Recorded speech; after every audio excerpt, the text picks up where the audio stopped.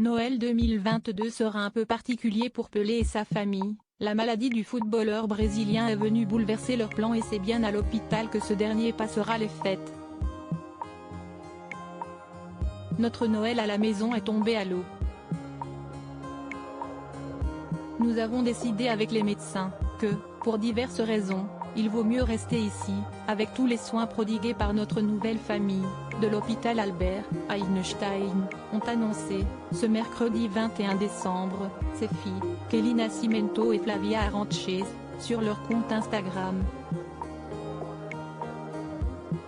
Le personnel médical mentionné par celle-ci n'est autre que celui de l'hôpital Albert Einstein de Sao Paulo où le roi Pelé a été admis le 29 novembre dernier. Il s'agissait alors d'une réévaluation de son traitement de chimiothérapie pour sa tumeur du côlon détectée en septembre 2021.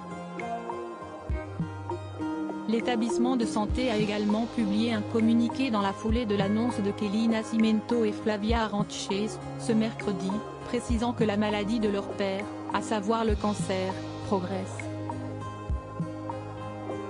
Il requiert également des soins plus importants pour traiter une insuffisance rénale et cardiaque. Nous allons transformer cette chambre en sambodrome, c'est une blague, et nous allons même faire des caipirinhas, ça, ce n'est pas une blague, ont préféré plaisanter les deux filles de Pelé. Des nouvelles qui se veulent néanmoins rassurantes. Ce n'est pas la première fois que ces dernières prennent la parole sur leurs réseaux sociaux pour donner des nouvelles de leur père. Les messages se sont au contraire multipliés ces dernières semaines afin de rassurer les fans de la légende du football après que des médias brésiliens ont révélé que son état de santé s'était dégradé. Comme toujours, nous vous remercions pour l'affection que vous nous envoyez, depuis tout le Brésil et le monde entier.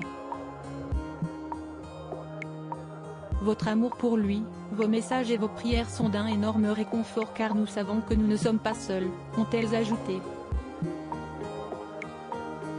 Le 3 décembre, c'est Kylian Mbappé en personne qui avait appelé à prier pour le roi Pelé sur son compte Twitter.